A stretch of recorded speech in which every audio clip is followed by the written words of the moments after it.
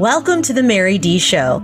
I'm your host, Mary D, here to be your guide as we extract wisdom and life lessons from top CEOs, thought leaders, artists, spiritual luminaries, and wellness experts.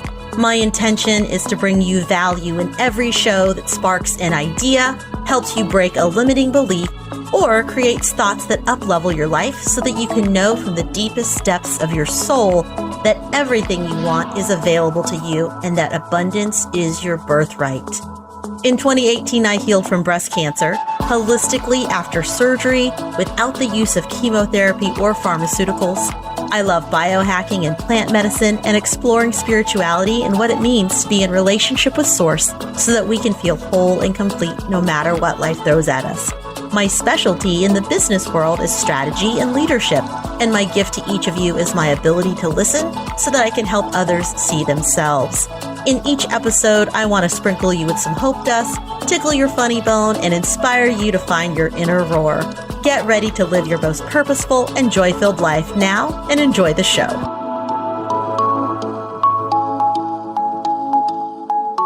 Hello, everyone. Today I am kicking off the Mary D Show. And for everyone listening, I just want to say welcome, thank you, and I can't wait to be your guide, your host, your friend, all the things on this magical mystery ride of a show.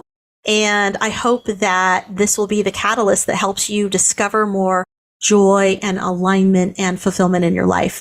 I'm known as the Joy Catalyst because I love to inspire joy in others. My intention for the show is that we sow some seeds of inspiration into your life that allow you to build your confidence and courage to go out there and live your very best life, free of limiting beliefs that don't serve you, full of purpose and intention on your journey through this human experience. In this season, we're going to talk about topics that will both enrich and challenge your belief around topics like sex and love, drugs and plant medicine, religion and spirituality, life and death, and what it means to be human and to be conscious. We're also going to talk about leadership and how you show up as the CEO of your life, because your life is a reflection of your thoughts. Your thoughts lead to actions, and your actions lead to results. So if you want to improve your results in life, chances are you also need to improve your thoughts. And that's where they begin. So this show isn't about right and wrong, but rather what is right or wrong for you based on your values that allow you to live authentically. It's about asking great questions that you can walk away with and ask yourself, is any of this true for me? And if it is, do I have the courage to own it fully so I can live a life that feels fulfilled because I am a product of my values? Can I take full ownership of my feelings and stop making excuses for how I feel or where I'm at in life if I'm not living the life that I want? You might be asking yourself, Mary, why should I listen to you? And what I'm actually going to ask you to do is, yes, listen to me and listen to the experts, but most of all, listen to yourself. Listen to that still, small voice inside. Because at the end of the day, you hold all the answers to all of your most important questions. The answers are already inside of you. You just might need to dig a little bit to find them.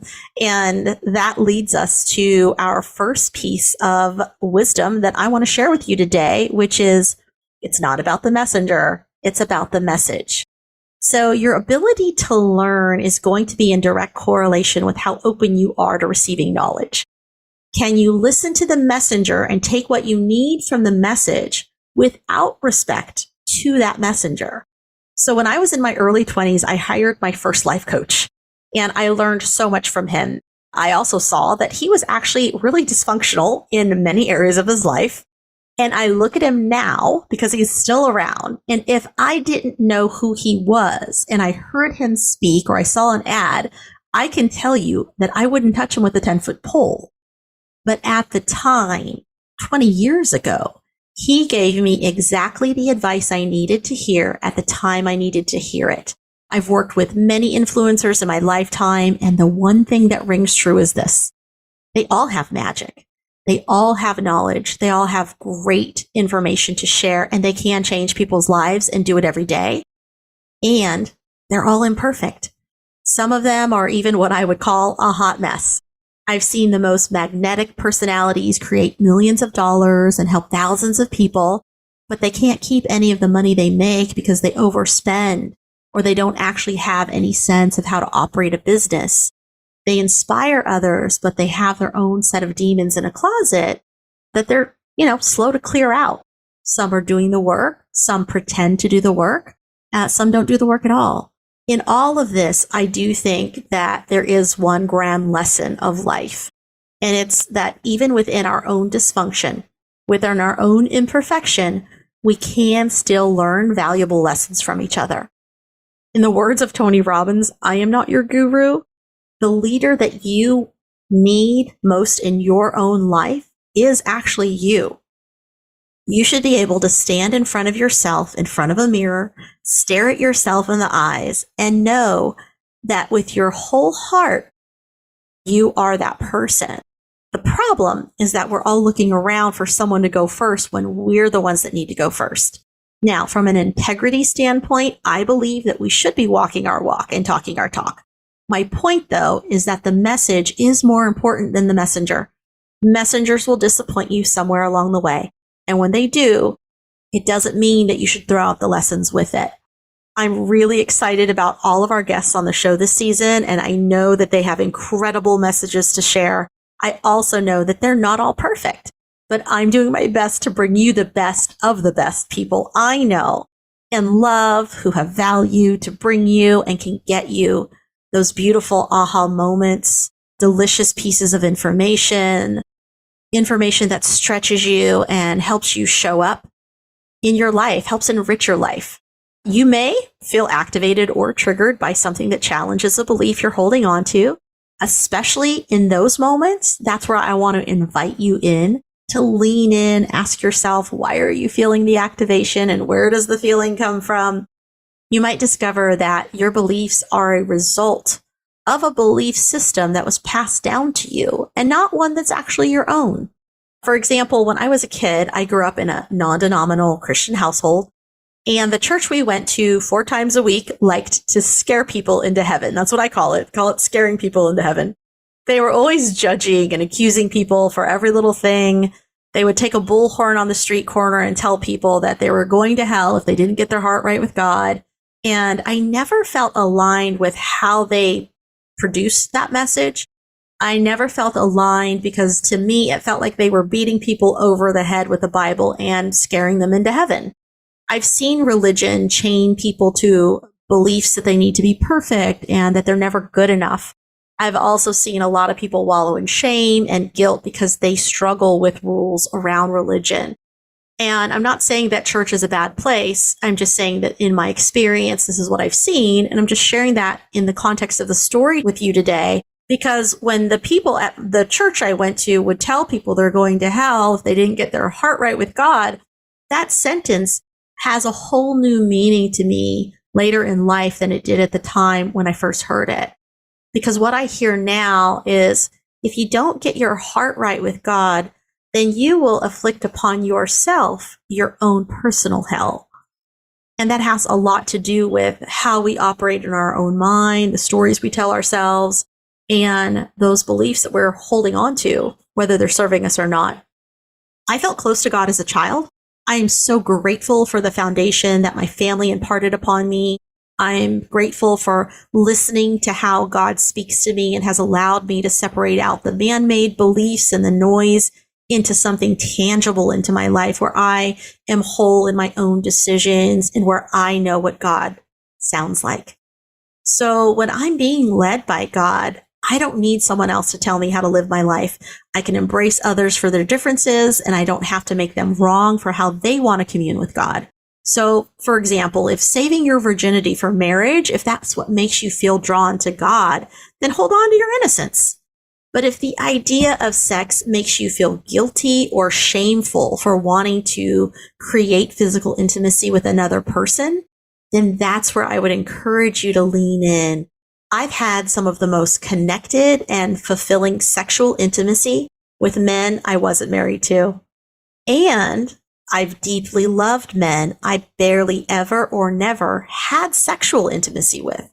And the reason both have worked for me is because I didn't let guilt or shame dictate how I love another person or how I choose an intimate partner. The day I stopped allowing anyone to make me feel guilty about sexual expression is the day I was able to take full ownership of my emotions and throw out limiting beliefs that caused me quite a bit of grief growing up. And those lessons have resulted in a lot of freedom for me as an adult. Quick recap. Lesson number 1 is don't confuse the message with the messenger. Trust that you're going to hear exactly what you need to hear to get what you need to hear, and that you're going to get exactly what's needed in this moment. Lesson number 2, own that you are the CEO of your life. You are ultimately your own boss. You get to close your eyes and go to bed with yourself every night. So own who you are, own your actions. And if you don't like what you see or how you feel, then own the right to change those things in your life. The last lesson is lesson number 3. Everything is available for you. The only limitations that exist are the ones you put in front of yourself or choose to believe are there. We like to tell ourselves stories, and it's within the stories that we speak our truth and our reality. For the story I just told you about sexual intimacy, for example, I gave you my version of my truth. Someone else could be listening to this story who married their first love, and that's the only person they've ever been with. They feel whole and fulfilled in that relationship, and everything within them is telling them that's a blessing from God. They're glad they upheld their chastity, and that's how they walk through life. And you know what? For that person, I say to you, that is amazing. I am so glad that your reality is to only have known one partner your whole life, and that feels good for you. I'm like, shoot, get it, girl. If one sexual partner your whole life worked and chastity was your highest value and that puts you into alignment with living authentically, then hold on to it and be a light and an example for other people who hold that same value. We can both live our lives differently to achieve the same results. The day I set myself free of guilt and shame was the day I set God free. It was the day I stopped believing that God had any limitations. I quit putting God in a box. God is limitless and abundant, and that means as a child of God, I am too, and so are you, darling. So one more quick recap. Lesson 1 for today is don't confuse the message with the messenger. Number 2 is own that you are the CEO of your life. Number 3, the last lesson, is everything is available to you. My name is Mary D, and on next week's show, I'm going to introduce you to my friend Kisma. She's a prosperity code mentor, spiritual badass, and I cannot wait for you to meet her. Until then, may abundance always walk beside you, may joy always go before you, and may love always guide you on your path. Thank you for joining us on today's show. I hope that today's session inspires you to live an aligned life where you get to take complete ownership of your feelings and decisions to live in your truth. You can connect with me at www.maryd.com. That's MARYDEE.com. Follow and like us at Facebook or Instagram at The Mary D. That's the THE Mary D, MARYDEE.